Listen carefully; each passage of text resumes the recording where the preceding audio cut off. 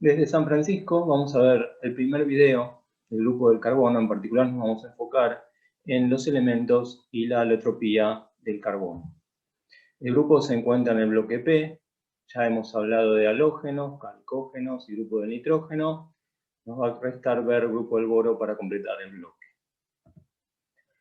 En particular, el carbono es un no metal que se presenta, como vamos a ver, en diferentes formas, mientras que el silicio es un metaloide, lo mismo que el germanio, mientras que el estaño y el plomo son metales.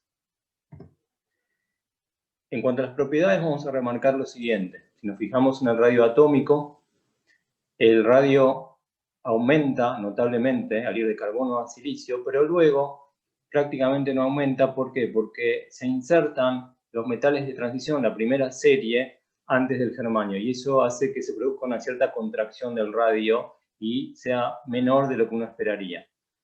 Relacionado con esta diferencia entre 77 y 117 picometros, podemos ver que la energía de ionización disminuye bastante al ir de carbono a silicio y también la electronegatividad disminuye notablemente al ir de carbono a silicio. El carbono presenta 3 isótopos, 2 de ellos son estables, el carbono 12, que es el más abundante, y el carbono 13, que se utiliza en estudios de resonancia magnética nuclear, por ser un núcleo activo en esa técnica. Y también tenemos el carbono 14, que es inestable, y se utiliza para las mediciones de las vidas o la antigüedad, digamos, de restos, sobre todo de restos fósiles, porque el carbono 14 absorbido por estos organismos se descompone con una vida media de alrededor de 5.000 años, y entonces sabiendo esta vida media y midiendo la cantidad de carbono 14 a un remanente, se puede saber cuántos años hace que ese organismo estaba con vida. También en este grupo, al igual que habíamos visto para el grupo del nitrógeno, se presenta el efecto de par inerte. El efecto de par inerte es muy importante para el último elemento, para el plomo, como podemos ver acá en el diagrama de Frost. Aquí tenemos que en este caso es muy estable, más 4 para silicio, pero si nos fijamos en el plomo, es poco estable el estado más 4 con respecto al estado más 2, que es notablemente más estable.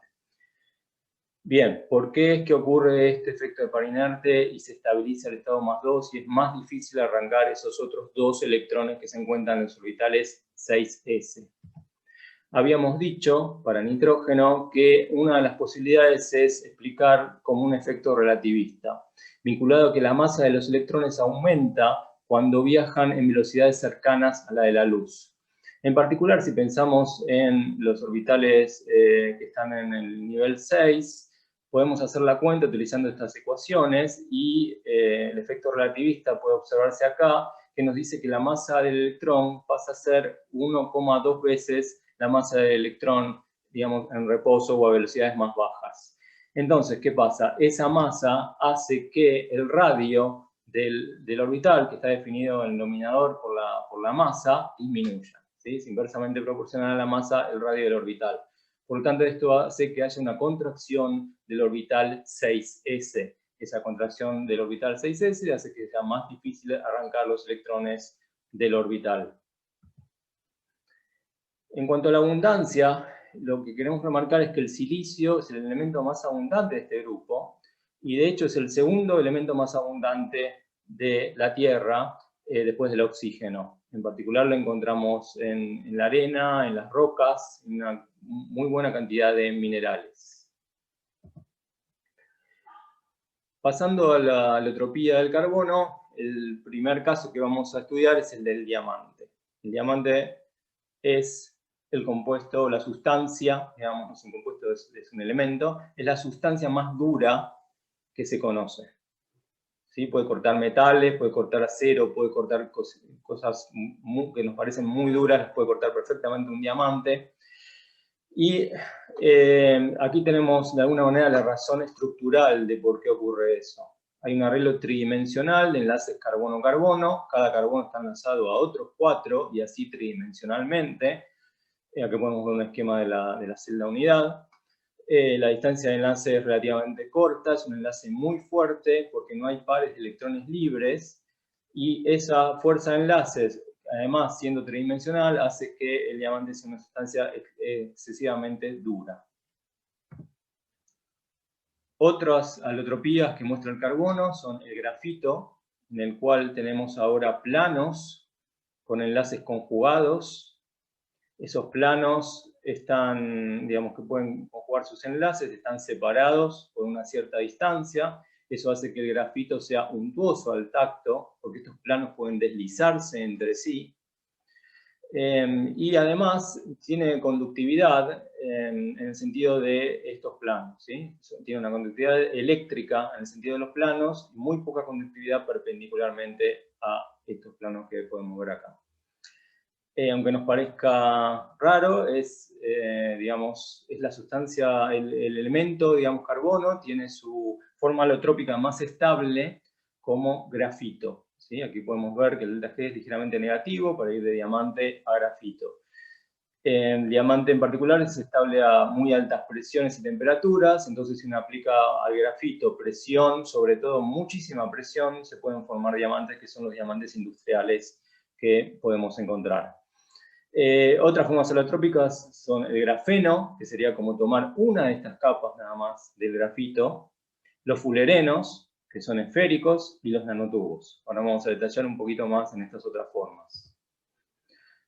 Hay otras además, en particular podemos hablar de varios carbonos de tipo amorfo, como por ejemplo el carbón que usamos para hacer el asado, sería un carbono amorfo.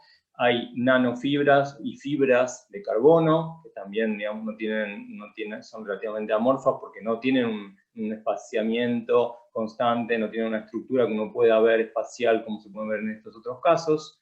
E inclusive nanocuernos y nanocebollas. Es decir, fíjense que está uno dentro del otro. Eso lo vamos a ver en un ratito también para los fullerenos. El fullereno es un icosaedro truncado. ¿Sí? Si uno parte del icosaedro, lo aplasta, forma un pentágono aquí, y tiene un pentágono, y truncó el icosaedro y está formando un fullereno, y es similar al caso de la pelota de fútbol que vemos rebotando acá. Los fullerenos pueden ser, bueno, antes de eso vamos a verlos acá en lo que podemos ver tridimensionalmente, ¿sí? Uno de los fullerenos, para que tengan una mejor idea. Aquí pueden ver los anillos de 6 y de 5. Y pueden tener distintos tamaños, entre carbono 24 y carbono 70. Y no solo eso, sino que además pueden incluir metales dentro de sí, al ser tan grandes. Inclusive, no solo metales, sino compuestos. Como en este caso estamos viendo un ejemplo con nitruro de gadolinio, incluido dentro de la estructura de distintos fullerenos. En cuanto al grafeno, que es la otra forma alotrópica que vimos antes, se dio el premio Nobel en el año 2010 por el descubrimiento del grafeno. Cuenta la historia, no sé si será completamente real, pero al menos es lo que en un momento me contaron, que esto fue el esfuerzo de una noche en la cual los científicos trataban de despegar una de las capas del grafito que vimos antes con una cinta, digamos, algo como una cinta scotch, tratando de despegar una de las capas de grafito, y lograron eso, y eso les valió el premio Nobel. De nuevo, es lo que cuenta la historia.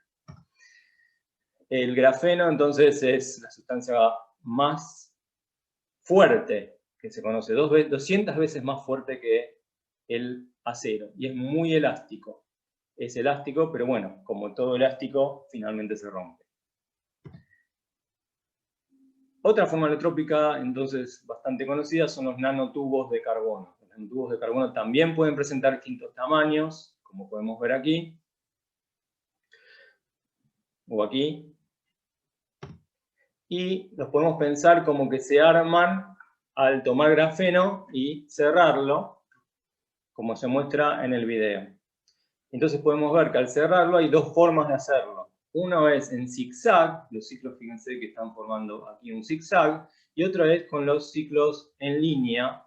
Esto se lo llama, entonces, zigzag, y este se lo llama apoyabrazos, este tipo de estructura. Los nanotubos de carbono también pueden ubicarse uno dentro de otro en multicapas. Es decir, aquí podemos observar 1, 2, 3 nanotubos de carbono, podemos tener más en capas, y uno más pequeño alrededor, otro más grande, y así sucesivamente puede haber un gran número de tubos insertados uno adentro del otro.